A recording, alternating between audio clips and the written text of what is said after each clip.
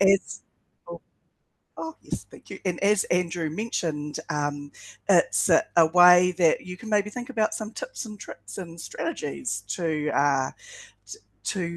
maximize the way that you communicate across generations. So I mentioned to Andrew just a few seconds ago that as we were waiting for you to come into the session, that this really came through when I was thinking about how I could be a better parent. I have a Gen Z in the household, and also I have Gen Alpha. And it was something that I thought, gosh, I really want to maximize the strategies as we go through these really challenging years for my Gen Z. He's 16 years old. I thought I really want to maximize some strategies to communicate with him, to keep those channels open, to actually get him thinking about life goals, to actually make him a good person to go out in the world. So that was really, it got me thinking quite strongly in that side of things. But then I was noticing time and time again through the training area that this was coming up.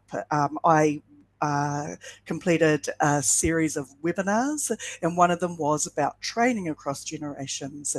And that was something that really applied to people so that they could, people who were teaching others to realize their potential could think about some strategies to maximize the training moments that they had.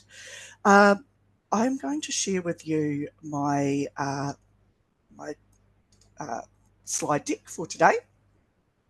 And in doing that, I think we can start talking a little bit about some wins on the boards and what we'll go through today. So just do a little bit of a check. Can everyone see the presentation that I'm sharing right now? Great. Cool. So a few wins on the boards initially is it's a great opportunity for you in the time that we have now to think about some extra tools that you can use when getting your message across in the workplace. It's also what I find when I deliver this session, and I deliver it quite often, is it's an amazing way that you shine a mirror to yourself to think about how you absorb messages the best. So you will find that as we go through this time that we have together, that you will start thinking about how it works for you and how you tick. Um, Leadership and learning are almost like great neighbours. If we think about like a 1950s street, they are kind of fantastic neighbours that share a cup of sugar, work together, and can pick up some amazing strengths as they move through. So that's a little bit about the wins on the boards that you'll have today. Is you'll learn a lot about how you can really get in and deliver messages into those generations, and also how you might absorb messages best. Now, just when I'm sharing, I'm not able to see everyone in the room. So, Andy, are you able to do a shout out? Because what I'd love to do is if there are any messages in chat and all that sort of thing, if you could, Andy, if you could moderate that and we can talk about that, that would be great. Is that Kapai? Pie. Kapai. Awesome. Thank you. That's cool. So this is why I do what I do. I'm actually, in terms of my Clifton strengths, my second strength as a developer, I love to develop people. So I go into workplaces and I train the people who need to pass on information to others. It can be a formalized trainer. It can also be a foreman, a supervisor, whole host of people.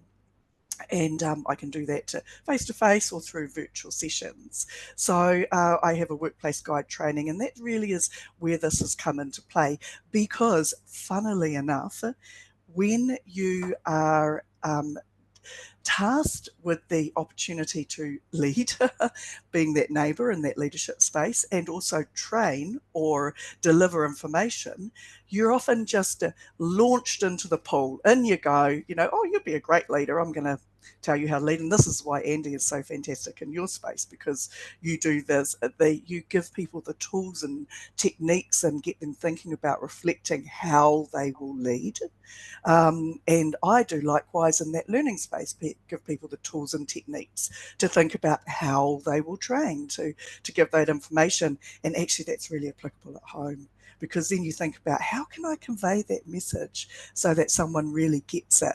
I just won't tell them to do it. I'm going to think about how I can convey that message with Mm. the most impact. So there's a real Mm. science to that, because as adults, we're motivated in a different way to a child's motivation to learn. Child is a blank slate. Their only goal is just to learn. They and this is why they come to us with all this amazing information, and they can retain all this information because they don't have it swimming around their heads as much as we have many other types of information swimming around our heads. So our adults are, they're motivated a lot different in terms of how we learn and how we pick up messages and how we're communicated to and how we communicate to one another. And we have layers. We have layer upon layer of complexity that we work with when we are picking up information. So that's a little bit about this. So I'm going to launch into the generational part because I know you're super interested about that part. And a little bit of a disclaimer, a little bit before I launch in, is that some of the things I talk about per generation may feel a little bit less like what you're experiencing, and some may be absolutely on the money. And that's because people don't sit into nice, neat boxes. We're individuals. That's just how we are. That's the reason why we're so fabulous. However, our generations have dictated, and the time that we have been born has dictated how we absorb information, how we react to situations, and that's based on how our world has influenced us. And in this power hour, my hopes and dreams are that you will start to think a little bit about that when you launch out after this, and whoever you're talking with. So keep an open mind, and think about sort of how it does work for you. So I'm going to take us across 5 generations as we talk through this power hour. And I'm going to start with our amazing baby boomers. So they, in 2025, they're 61 years old to 79 years old. So I'd love to know, in your workplaces, um, I might see if I can just move back to here. Fantastic. Sharing the screen. Great. I can see you all, which is wonderful. Can we get an idea? For instance, Glenn, how's that looking for you in the workplace with your baby boomers, 61 to 75 years old, or round about there, 64 Yeah, years? we only have a handful. We don't have a lot of baby boomers. Yeah. So yeah, although I'm getting close, still 10 years to go, but yeah, a lot of it's focused on hard work. Hard work got you to where you are Yes. now. Fantastic. Well, welcome to the Gen X Club, Glenn. I'm on Yeah. that club too. That's fantastic. Cool. So, what we're going to have a little look at our baby boomers. They, again, every generation gives us amazing strengths and things that we can work with. And that's what I want you to take away today, thinking about the strategies to increase the participation and how, the outcomes. So, in terms of learning, in terms of picking up information across the board, this generation is their bread and butter. Oh, if we take it through to New Zealand in this time, 1946 to 1964, I just really wanted to set the scene. World War II ended in 1945, and in terms of what it looked like living in New Zealand, your average wage, if you were a male in the 50s, was $4,000 per year. And your average wage, if you were a female, was around $3,000 per year. So, equity, interesting. Your average home, and again, this is taken from conversions from pounds to dollars, New Zealand dollars, your average home was round about 6,000 or just over to buy. So you were probably about 3 years to pay off your home. It could be that you had one parent who was still at home and the other parent was at work. And it's more than likely that you might, through your traditionalist parents, expect to have maybe one or two jobs, or it was set up that that was the norm. And that was, you stayed at a job and you learned a lot. And actually, I will just take it through. I can see your faces. That's really interesting because it was more that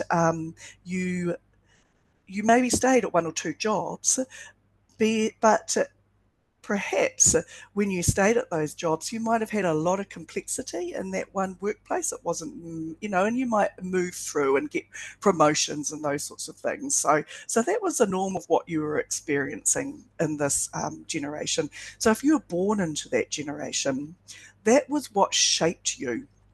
And that was your sort of expectations of how you would move through life. So definitely higher pay, certification and credentials was the name of the game. And that was a lot due to the fact that there was a strong apprenticeship scheme in that. So you in terms of engaging this generation, definitely encourage idea and experience sharing. There's a heap to give in this generation, and yeah, they do have a lot to give. They do see value when they are valued. So keep engagement really high. If you are training in this session, think about that engagement in the virtual session and how it works, and use face-to-face delivery. That could be something that these often when I'm asked to train, the group tells me that they would like a face-to-face interaction versus a virtual, and often that's due to the span of the training generations. So I added a little extra here, and I thought from the leadership space, I wonder here, and I've got here the sentence, the only thing that doesn't change is change. And what I'm hinting at there is for this generation, you might hear sayings like, oh, it was different back in my day, and this is how we never used to work it like this. I don't understand why we have to make a change, and what's all this complexity about diversity, or those sorts of things. But I think it's really important to link their experience as almost the bedrock for new techniques. So I think it's really important to acknowledge their experience, but perhaps your role and your value is that you should try and enhance their knowledge, try and enhance some things that they can pick up. So you might, although from a situational leadership perspective, you might spend a lot of time in delegating, supporting for this particular generation. I really feel that it's your role to think about how you can nudge this generation while honouring and respecting where they've come from, nudge them into new techniques. So in terms of training them and passing on knowledge, they're not good with open style learning moments with no structure. They like to see that structure. And also they're not good with no resources or tools to take away. And the reason for that is that particular generation came from a rote learn type environment, and they, a very solid schooling system, and it meant that they feel a little bit adrift if they don't have things that they can take away with them. So yeah. So think about if you're training someone in the workplace and passing on knowledge, or even from a leadership space, how if you're honouring that particular baby boomer generation, some of the things, maybe I'll give you, making sure that they've got some place to note down things. And again, you might find that this particular generation, people are totally not in this camp. And maybe they've embraced technology, and maybe like, hey, let's just record this for posterity's sake, that sort of thing. So we're sitting 11:21. I'm going to take us into Gen X, and then we might stop for a little bit of a kōrero and see what you think. So Gen X, now they as a group were 1965 to 1980. So they, as an age span, sitting at 45 years to 60 years old. So in terms of New Zealand, what was happening around that time, we went from Muldoon, 84 to 88, into Rogernomics. Rogernomics 84 to 88 came in. Muldoon was previous to that, so 1975 to 84. So we actually moved from a very state structured economy and politically wise into more a free market economy. So we actually, if you were born in this time, some things were happening in this area. Like say if we plonk ourselves somewhere in the middle in the mid 70s, and you were like 10 years old or something like that, there were a few things that were happening at that time. It could be that gaming was coming into your world. Early first gen gaming was coming into that area. So there was maybe that concept in the learning space of like leveling up, that sort of thing. If you're moving more to maybe you were born late and you're a 75 baby, something like that. By 1986, chances are that your mum may have returned back to work, because by 1986 in New Zealand, 50% of women had returned back into the workforce.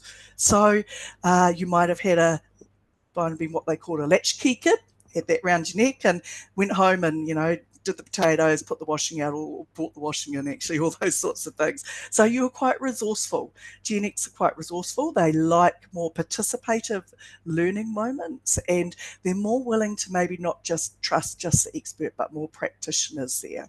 So in terms of how to engage this generation, Gen X loves problem solving tasks, and they like to think about challenges and how they can consider those in a learning environment, and they respond well to real world assignments and case studies, not too big on role plays or playing around. They're more interested in telling it straight as it is. From a leadership space, remember I talked about those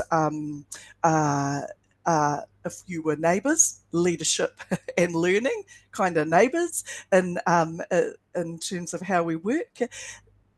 Very much Gen X is all about value, recognition, scope and purpose and responsibility too, from that leadership space. I mean, these are the prime 45 to 60 year olds. So very much being rewarded for a job well done, and thinking about the reinforcement from the leadership space in there. So what not to do, make info sharing a one-way street. It's really important that you give them time to breathe and think. Again, some really great experiences they can bring to the party there. So that's a little bit about Gen X. Any questions from anyone in the group, or anything you're interested to know a bit more about? And just one thing I find interesting, I think I'm a Gen X, so I think we're probably the best. But I find Gen X are quite a good connection between the baby boomers and the millennials and Gen Z. It's like we've got a bit of both, and Yeah. we get both sides, where I think at times baby boomers can struggle, in the communication sense with, say, Gen Z or millennials. There's Oh, quite a gap there. It's complete opposite styles from face to face yes. to electronic messaging. Yeah, you're absolutely on the money there, Glenn, and that's right. I've just recently been presenting to assessors across wheels, tracks, rollers, TTM, civil and electricity supply around how they can maximise assessing across generations. And I actually put that in one of the slides. Gen X almost has a foot in two worlds. So they can pick up the phone face to face, use those communication strategies, but then they're willing, mainly because their children are also engaging in more social media oriented areas, they're willing to do the FaceApp, the WhatsApp. They're willing to do more Facebook, the messengers. They're willing to look at emails. They can do the whole range in terms of communication. They're able to be agile and flexible in that respect. Yeah. And that plays into the leadership space. If you're leading teams and you're thinking about how you connect in with people and how you're communicating. Good point. Awesome. I'm going to go into our Gen Y, which isn't, when we look at our Gen Y, curiously enough, called millennial because when in terms of age, 1981 is the start of this generation. And our generations unfold through our sociologists and our social scientists that sort of look at what's happening, and as a general rule of thumb, we move through generations globally and we signal into new generations. There's not a department of generations that decides. It's more a gentle shift, and that's where these sticks in the sand go for the time. But 1981, if you were reaching adult age, you were doing that at the turn of the century, hence millennials. But definitely Gen Y is 1986 to 1996, so 29 to 44 years old. So absolutely making up quite a huge part of our workforce. And through media, we may have a little bit of, we had that whole couple of years back, the whole sort of smashed Avo on toast, and that's why people weren't able to buy houses. And, you know, a lot of unconscious bias goes on in the media representation. But this generation, again, has a huge amount to give. Let's think about what was happening in the world round about Gen Y time. So 1994, Sony PlayStation came in, which really changed the game in the gaming world, and again really reinforced in the learning concept of that leveling up and achieving goal focusing way. Significance in this generation was 1987 with the stock market crash. And while that didn't impact so much on the people born in this generation and their experience they had in life, perhaps they saw what was happening with mum and dad, and that may have changed some things that were happening at home. And the biggest impact for this generation, Gen Y millennials, would be, remember, 1981 to 96 is when you were born, and it would be that if you were, say that you were born in 1990, let's say. So by 2004, when you were 14 years old, that's when Google, in terms of a search engine, was something that you could use. So no longer did you have to bite down to the local library or pick up the encyclopedia or those sorts of things, or get your knowledge from one part. You got your knowledge from a lot of different areas, which really ties in to how they like to take instruction from you, whether it's in a training world or any type of way, and actually how they're motivated and how they like to work, I suppose. So they really like interaction with peers, and they also high interaction, a lot of give and take, take a lot of information from different sources, not with our baby boomers or traditionalists from just one source. What not to do. Oh, we're going to go into this little graphic first. Very tech savvy, quite family centric too as well. And as you can imagine, 29 to 44 years old, they're doing a lot. There's a lot of goal setting going on there. So they've got lots of irons in the fire and lots of things that they need to achieve. Very goal focused, very achievement orientated. Love good feedback, actually a little bit like Gen X too as well, but will prompt you for that too.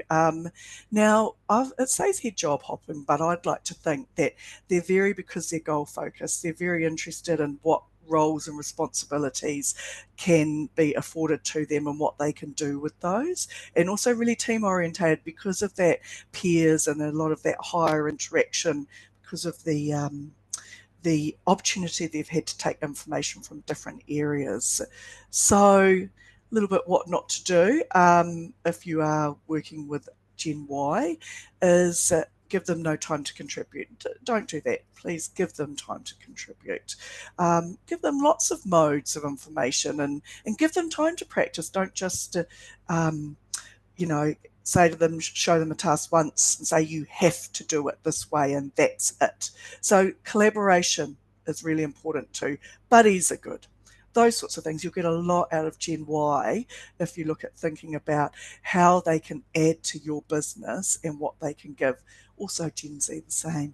Leadership. So yeah, give them the ability to contribute new ideas, high engagement, and they're very forward thinking, and they're very much into working smarter, not harder. And a lot of that's due to the fact that they've had the wonderful opportunity to pick up information from lots of different sources and talk to different people and think about that. Now, Sue, did you want to add anything, or what's your thoughts? No, I was just having some reflections here because in my previous role, I was a leader alongside a millennial, and I'm a Gen X, and it's just sort of sparking some little connections there about why things may have worked the way they worked or not worked, as the case may be. So yeah. Yeah, and I think that's the key, and that's all I aim to get out when I talk to people about this is if we can lead and train with sort of empathy and consideration, and being able to just think, I think I'm going to just try a few different things because I think that might be something I can try and see, like I'm going to train or I'm going to lead like this because that's how I've always done it. I think we will get the most out of people in terms of developing them. So yeah, that's really cool to hear. Thanks, Sue. So yeah, Gen Y, our millennials. So if we go into our Gen Z, now, like I mentioned, I really think I owe it to Gen Z myself that I need to understand how they tick and how they can be maximised, because they are our future leaders and they are they've got a lot to give. So I'm really interested in Gen Z. So if we were thinking New Zealand, Gen Z, 1997 to 2012. So you know what, the youngest is 13 years old, but the oldest is 28 years old. So we've certainly got a lot of our workforce. We've got some amazing Gen Zs. And when I was presenting this from an assessor perspective earlier this week, there was some discussion about some of the more negative aspects, i.e. hard to get some of this particular generation out of bed, and compared to the baby boomers. Well, I really think there's these common threads that all of us have to learn about the experience of being in the workplace, and perhaps we need to look more at that versus the unconscious bias of a generation here. But in terms of Gen Z, they moved from forms and standards into years in the schooling system. The world was very much at their fingertips, and the more use of multi-devices. So they are very much digital natives, and they really fully get into project-based learning. As a side, really interesting, my Gen Z, who's 16, I said to him a couple of months ago, he said, "Oh, Mum, it was so boring at school. Like, the teacher was just going on and on. And, we knew what we had to do. We just wanted to get into groups to do it." And I'm like, "Oh, okay." From a learning perspective, I was like, "So how long was he talking, the teacher?" He's like, "He talked for 10 minutes.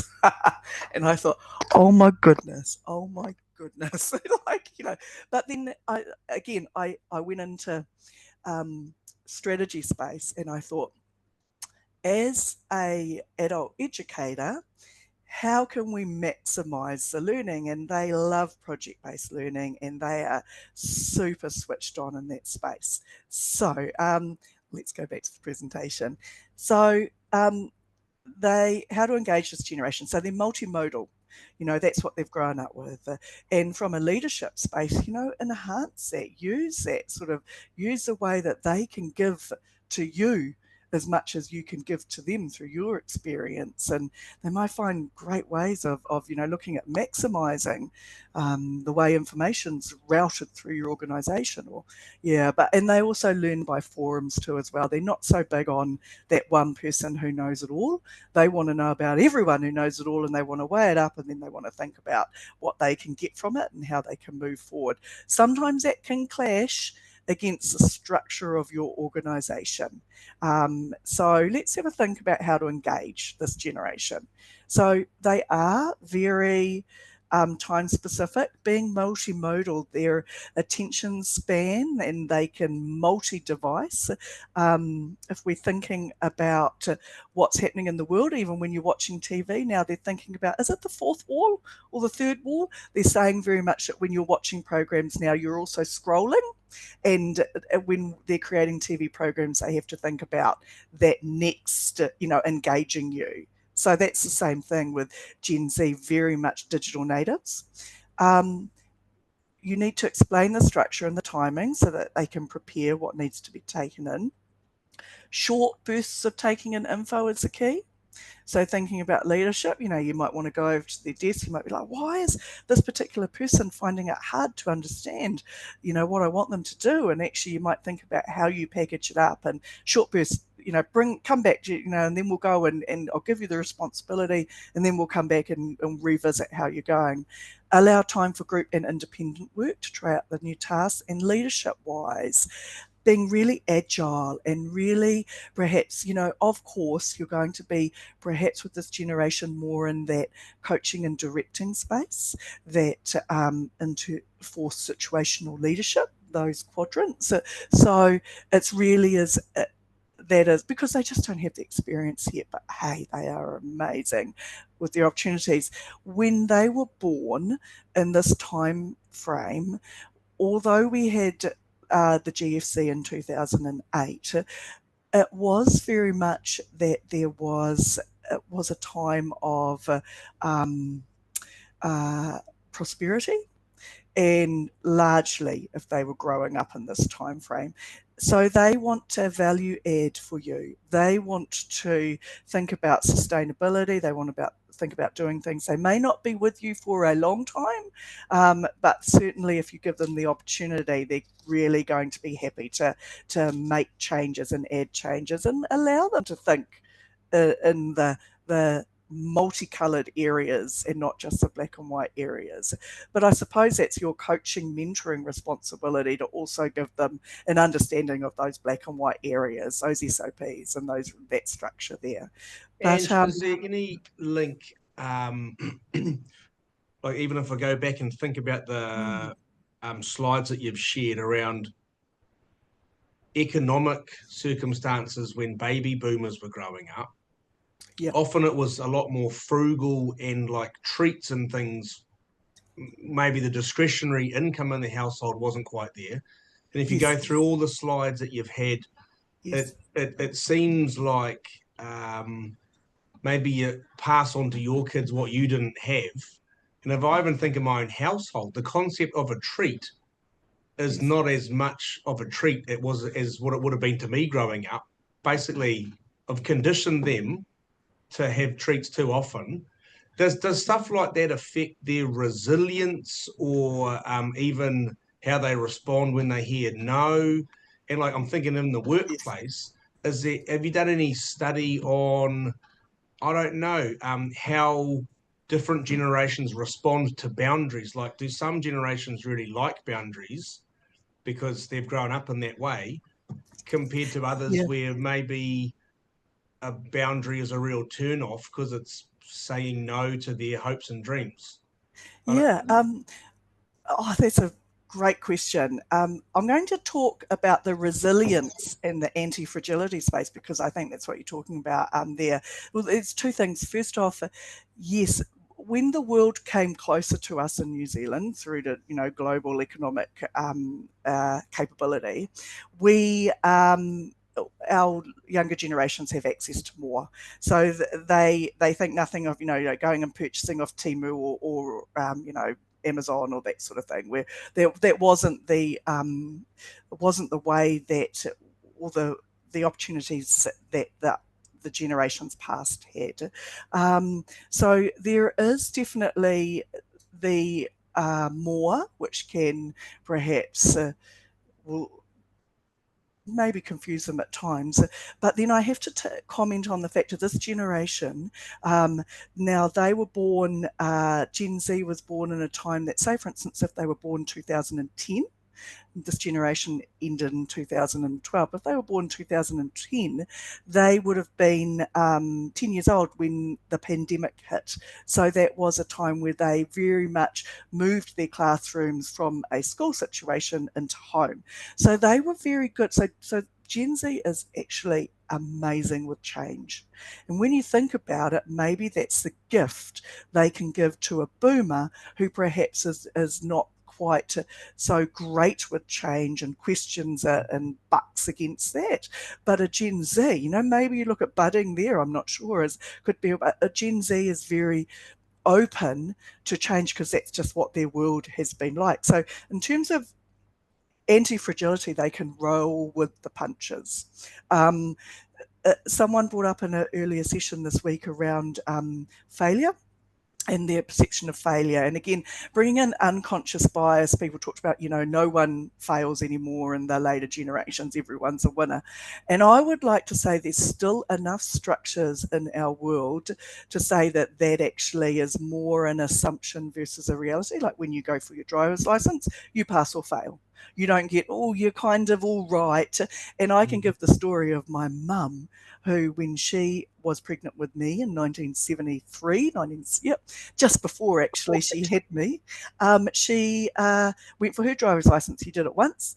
The instructor took her around the block. She was heavily pregnant, going, and he said, okay, you've got it, Mrs. Stubbins, off you go, sort of thing. So, there was, okay, she passed, and there was a pass-fail kind of thing. But actually now it's very stringent. There's lots of different levels. There's a lot that they have to go through. So their ability to move through that is actually really powerful. So I think we really hold a great responsibility to allow them the opportunity to fail, though, because they've got lots of opportunities to win. And maybe that's... Any other misconceptions of that generation? You were sort of myth busting some of the things that you hear on your travels. Yeah. The attention span side of things, because of the multimodal. But then I've noticed that with this generation, Gen Z, they're also hugely goal focused because they have had the opportunity to strive for the best. They've had no systems that have pushed them down. When you think about our baby boomers, we're sort of told you could be 4 different roles. You could be a teacher, a lawyer, a nurse, and I'm not sure, a doctor or something like that, or a dentist, or or you worked on the roads and those sorts of things. Whereas you didn't get much choice, and maybe that's what you're talking about. You didn't get much choice, so you sort of you were really pleased to get that Easter egg at Easter, whereas now you're like, where's the Easter egg hunt and the Gen Z? I want it all. But so maybe what we need to do is, perhaps that's a challenge we need to think about into the future, is with getting the best out of our Gen Z, is thinking about how we can educate them on weighing up the good options and the not so good options, and how we can get them to think about sensible decisions. That could be sensible decisions in the workplace, as well as at home and socially, and all those sorts of things too. So, yeah. It's a gift. Putting you on the spot a little bit, are there any organisations that have a high proportion of Gen Zs? And are there any practices or things they do, or cultural rituals that work well? Sorry, I could have prepped you for that one. I'm putting you on the spot. But if I was to think about industries versus organisations, I know, like, for instance, the tech industry has a lot of Gen Z, retail, a lot of Gen Z. Coming in through, because they may be more transient, the start of their working life, and they move through. I can give an example of my Gen Z who's in retail, and oh my goodness, like the communication and what I'm seeing his leader show that group, who is also a Gen Z, is, I'm absolutely blown away. I think from a leadership perspective, she's right on the money. Gen Z are very communal, so she's got them like coming to like team events, and from a culture perspective, she totally gets them into thinking about like sales and all the value adds and all the jargon and that sort of thing, and she knows exactly what makes them tick. and from a leadership perspective, she moves through to that. Maybe our I'm finding that our workforce, because it's aging, our baby boomers are less and less in abundance. Although I was talking in the temporary traffic management to a group there, and they had someone at 81 years old who was becoming a trainee in temporary traffic management, who was a change of career. So yeah, they're so that's kind of just my brief observations. I'd love to talk some more about that though. That would be great, Andy. But yeah, so I'm kind of thinking about here. So Gen Z, what not to do, provide no structure. They do like that structure. Have a fuzzy link to any goals in the future. Like they do need to know what you're going to do with them and why, and when is it going to finish, and how is it going to impact on them. So they're quite motivated by that area there. So I think, just as a quick 11:47, quick few minutes. I also popped in Gen Alpha. Now our oldest is 12 years old for this particular generation, and they are also really cool. They like cherry picking knowledge from many sources by the digital highway. So they'll come to you with lots of info they've found. They're very self-directing of picking up information. So digital natives, if perhaps you can get them invested in understanding new projects, and from the schooling system, that's what they do, project-based work. I've got their environmental warriors, so they like to think how they can improve things, phenomenon-based learning, projects, those sorts of things. They like to work in groups. They have definite hierarchies in terms of how they work, and the leaders and followers, and they like to get instant coaching, so again, being agile. Now, the funny thing is, like the hierarchies, that comes from the gaming world. Like they will know in their game if they're doing gaming or those, or even in the playground, or, they will have, they're not unaware of the concept of leaders to IC and people reporting in, and what everyone needs to do within the group. So, I mean, you might have some people at home that you can see the common threads with what's coming through there. So use it to your advantage.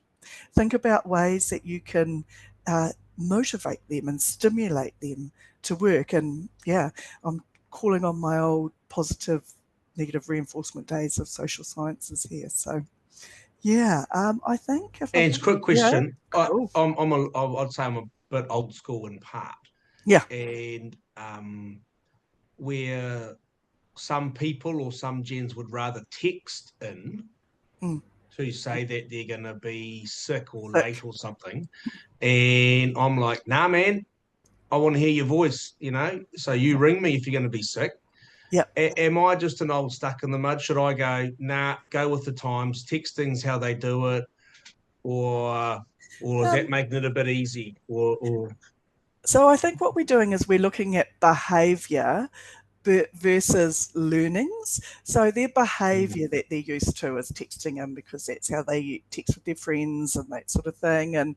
But hey, what they're also very good at, if you hear them on the phone when they're doing group gaming or something like that, they can just talk and talk and talk and talk till the cows come home. So that's their behaviour, is texting, and perhaps they're just a little bit unaware of the consequences and how that may impact on the workplace, and that could be due to inexperience. So I think from a leadership point of view, you can say, hey, I understand that's easy for you to text in. Yeah, I get that.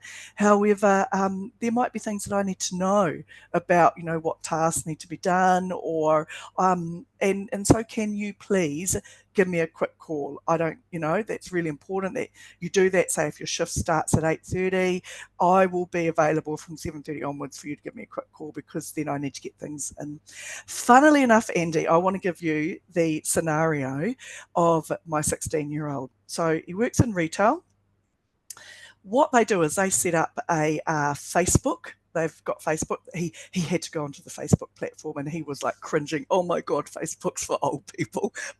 And he went, and through private messenger. So it's the responsibility of that person who is sick to go into the Facebook private messenger channel and put that they are going to be sick and could anyone take that shift. And it stays their responsibility until that point that that shift is taken. So if no one takes that shift, it is still their responsibility, and then they have to work a solution. It's actually not the leader's responsibility in this case. The leader has transferred that to their responsibility of this. And I thought, oh my goodness, all those years that I was a leader and I would have people ring in or text in, and they would shift that responsibility of that sickness to me. I thought, this, like Gen Z leaders, she's on the money. This is amazing. And then, of course, in the channel, and because they're they're money hungry, they want it, and goal focused, and they love in this workplace. He loves going to work because of that net promoter score. You have a friend at work, like social wise, it's really strong for him. So, and then they pick up the shifts. So, maybe that's a way. Ultimately what it is that when someone rings in sick, it's the what happens next part of it. And however you work out the what happens next part of it, as long as it happens, it happens. And she's worked out the way for this to happen in a digital native Gen Z way. Quite interesting, I thought. Does anyone else have any questions with our remaining time? No. I was just thinking as we were going through this that actually this reflects also very well with how we socialise within our larger team. It's because I can see that strongly through here.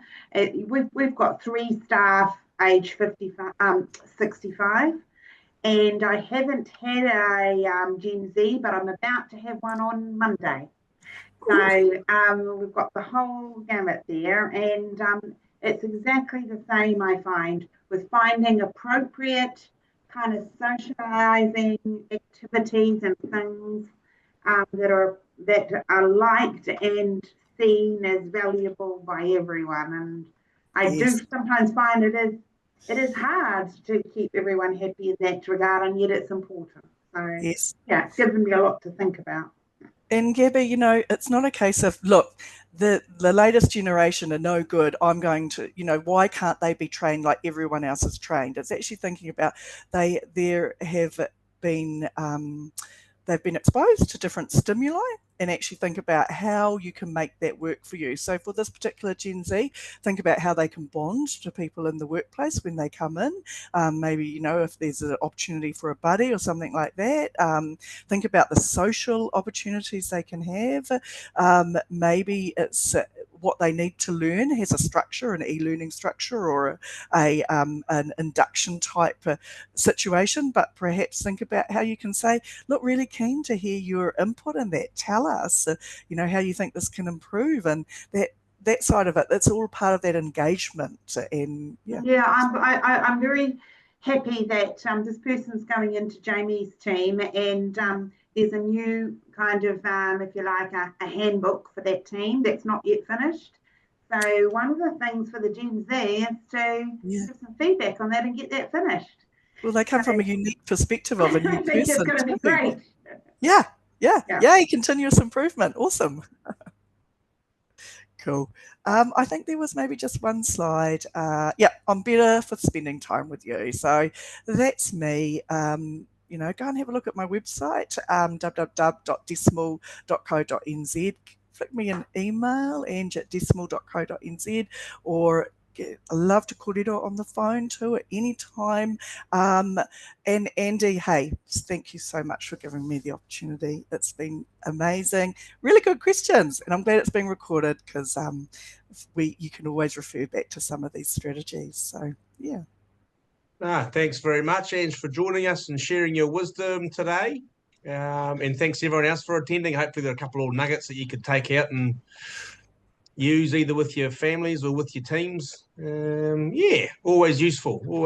So I've certainly got a few things to go away and consider. So I always wondered why my 3 older boys were different from my younger boy. I know now. No, that's good. Yeah, That's good. Cheers. Thanks heaps, everyone. Thanks for joining us again. Big thanks to Ange, and have great weekends, everyone. Awesome. Thank You you. too. Thanks. Okay, good Thanks. stuff. And Cheers. See ya. Anno. Bye.